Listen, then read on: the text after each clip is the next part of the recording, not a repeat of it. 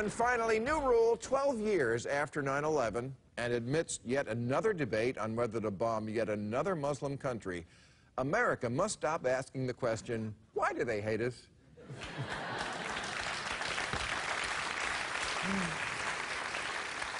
Forget the Syria debate. We need a debate on why we're always debating whether to bomb someone. Because we're starting to look not so much like the world's policeman, but more like George Zimmerman.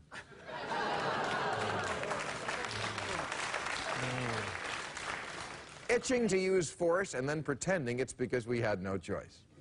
Now, I'm against chemical weapons, and I don't care who knows it.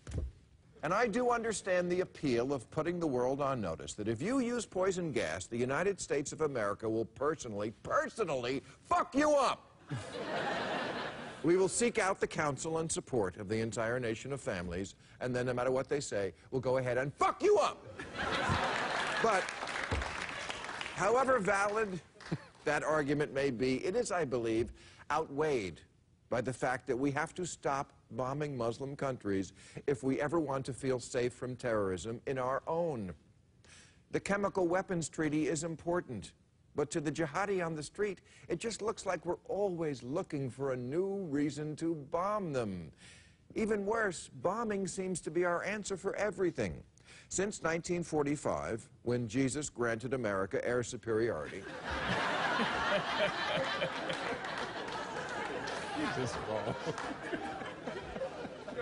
we have bombed Korea, Vietnam, Laos, Cambodia, Lebanon, Grenada, Panama, Iraq, Serbia, Somalia, Bosnia, the Sudan, Afghanistan, Pakistan, Libya, and Yemen. And Yemen only because the 10th one was free. How did we inherit this moral obligation to bring justice to the world via death from above? Are we Zeus? It doesn't make any sense. Our schools are crumbling, and we want to teach everyone else a lesson. And look,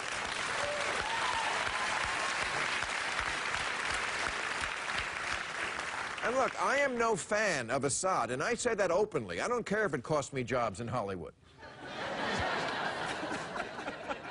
I think he is the worst kind of sociopath, the kind who commits unspeakable acts, but who looks like a shoe salesman at Macy's.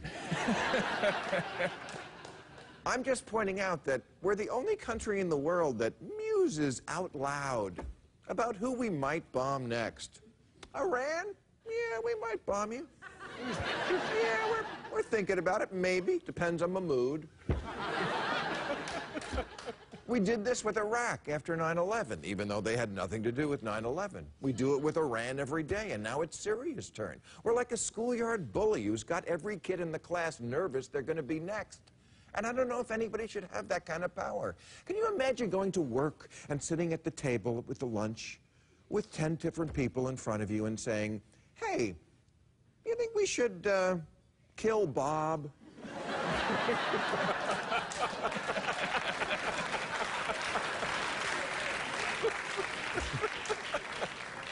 Well, it would send a message to Steve. Who acts like this? People in other countries don't talk like this. Probably because if they did, we'd bomb them. And we're the only nation, as we have seen in this Syrian fiasco, who threatens to drop bombs on you while telling you we don't want to get involved. We're just bombing. Please, don't get up. Just bombing. No boots on the ground. No, a little light bombing will be out of your hair in a week. I remember being on the Howard Stern show 12 years ago this week, right after 9/11. And Howard said that in retaliation for 9/11, America should bomb a Muslim country. Any Muslim country. It didn't matter which one. And yet somehow I was the one on trial for talking crazy. And I remember thinking to myself, really bomb any Muslim country? That's the policy? Just get a map of the Middle East and throw a dart at it? Well, apparently George W. Bush was listening, because that's exactly what we did. All right, that's our show. I'll be at the Robinson Center.